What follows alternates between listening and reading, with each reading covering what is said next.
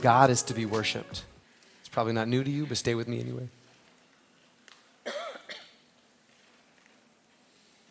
Verse 8 and the beginning of verse 9 says this. Those who cling to worthless idols. And when he's talking about worthless idols, listen, he was on a boat with a bunch of sailors crying out to lowercase g gods that could not save them. They could not save them. They cried out to nothing. And so he's saying anything that you cling to that can't save you is worthless.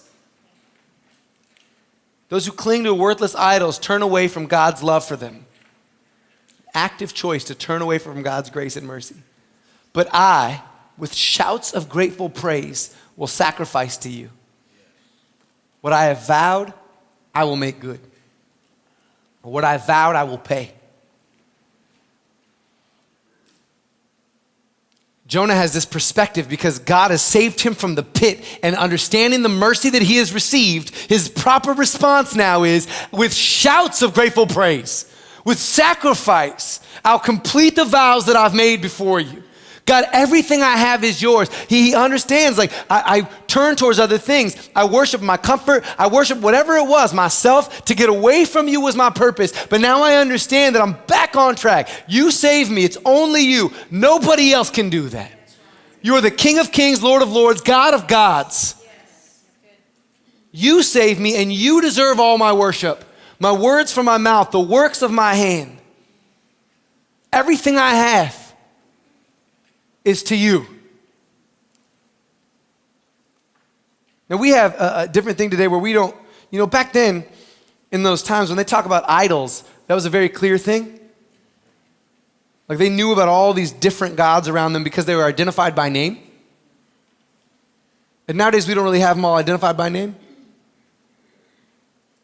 And we don't necessarily craft idols to put somewhere in worship. We have them. We just don't have to craft them more because other people do. That's real. But we still have just as many idols. We still have as many worthless things that we put in the number one seat in our life and have our life revolve around, that we praise, that we give towards, that we sacrifice towards. We might have more. He says those are worthless. And those that cling to worthless idols turn away from God's love for them. It's an active, like, no, God, I don't want your grace because I'd rather have this. God, you say to worship you, but I'm not interested in the saving grace you give, in the mercy that you extend. I don't want what you have. I want whatever this thing provides for me. Let's spend a couple minutes. I think this will be fun.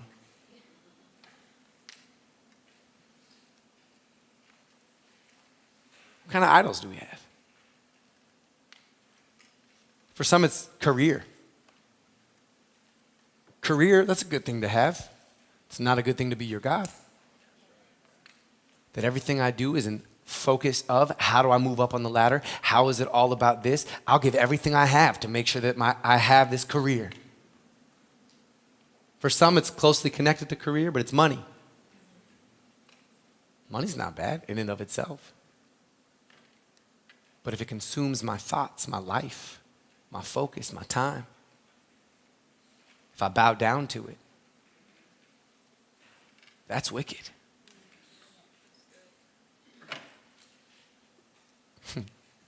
Kids are a blessing from the Lord and are many people's idols.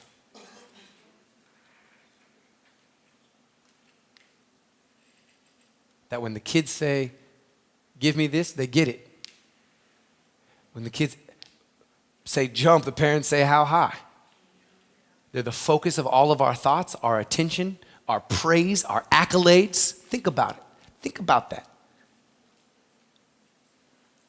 Those are all, like, a lot of those things are not bad things, but they're bad if your life revolves around it.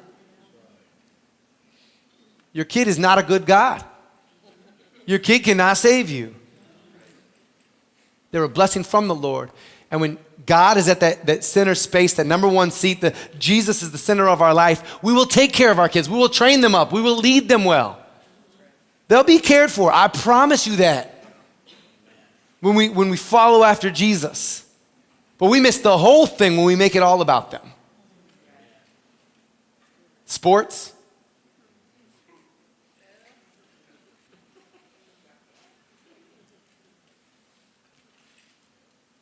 Man.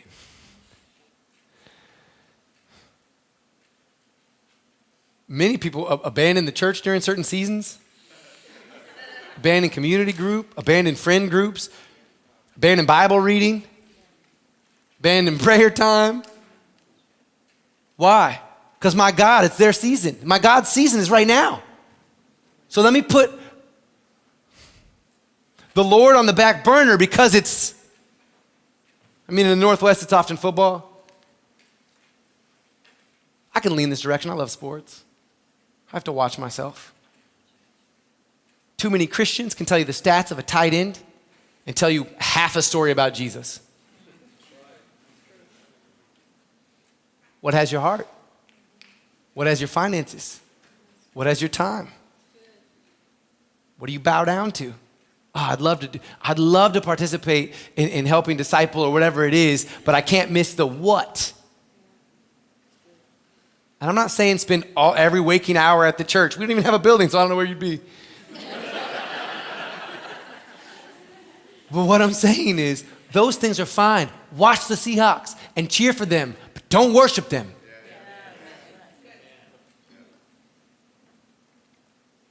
If you have a different team you root for, don't root for them. That's probably bad. I could go down the list. I could go after all of our idols. Name just a couple more. It's fun for everybody. Fitness. Could be an idol. Is that the focus of everything you do? Are you constantly planning for vanity? Is that where you bow down? Entertainment? I'd love to, but my show's on. That doesn't happen as much now because we have things like DVR. But still, how often is that real for us? That if God asks us for an hour and a half of our week, we would struggle. But if Netflix asks us for 15 hours of our week, we're like, let's get it. Are you still watching? Of course I am.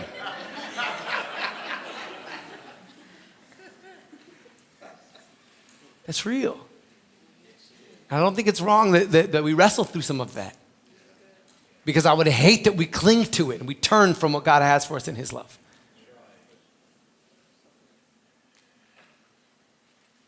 But He says, so that's what other people, but I, with shouts of grateful praise, will sacrifice to you what I have vowed I will make good. He says, all encompassing everything that I am will worship you. I love in Romans chapter 12, verse 1. Paul says it this way. Therefore, I urge you, brothers and sisters, in view of God's mercy. That's what Jonah's saying. Like, God saved me, so I'm going to worship Him with everything. That's what we should say. In view of God's mercy, we don't deserve it. We were at the bottom in the pit, waves all over us, rebelling against God, dead in our sins and trespasses. But God saves us through Jesus. In view of God's mercy, now that we understand that, to offer your bodies as a living sacrifice, holy and pleasing to God, this is your true and proper worship, or your spiritual act of worship, or your reasonable act of worship.